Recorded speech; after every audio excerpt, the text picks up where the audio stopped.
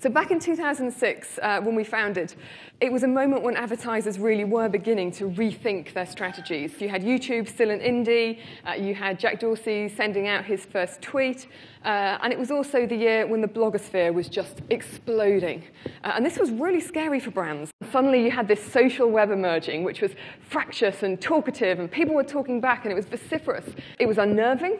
It was uncharted, and to a lot of brands, it felt unruly, and that's where our name comes from. You may well have seen our videos. If you've ever seen any moonwalking ponies, roller skating babies, body-popping chickens, they're very likely to have come from us too. Their viral spread has been powered by unruly technology. We don't make the videos. We're not video creators. We make the videos famous. So since 2006, we've seen massive increases in people sharing video.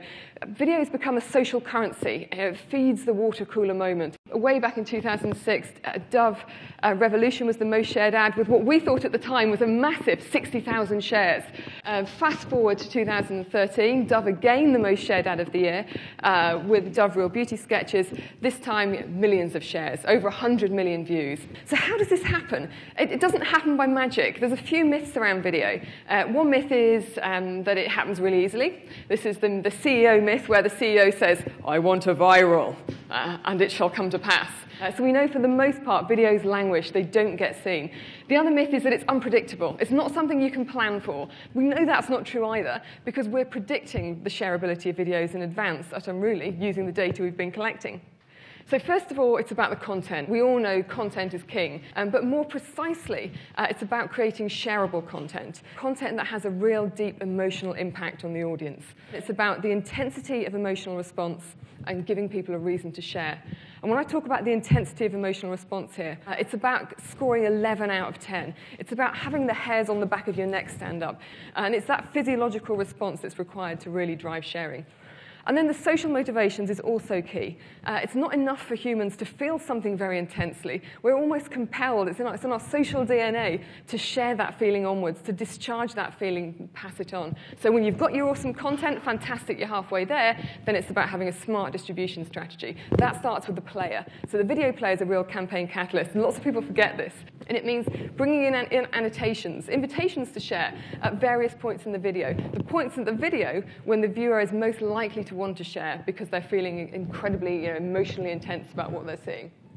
Once you've got your player, it's about launching that player, launching the ad into native environments. It's really important to spread that content in a way that feels natural and places it in the content feed so that people can see it and it captures their attention. But for brands that are serious about their video strategy and want to do it repeatably and at scale, paid media is the way to guarantee views. So where do we do this at Unruly? Well, we cover off the rest of the web. So something that people don't realize is it's not just about YouTube when it comes to video views. So just over a quarter of video views take place on YouTube. That leaves a lot of viewers who are watching, sharing video elsewhere on what we call the open web. And the smart advertisers go beyond YouTube and think about taking the rest of that audience. They don't want to leave it on the table. And this is a really key element of our technology. Because we have the data on who's doing the sharing and where they're sharing, we can make sure that we're targeting super sharers and then programmatically optimizing for those super sharers on day one of a campaign.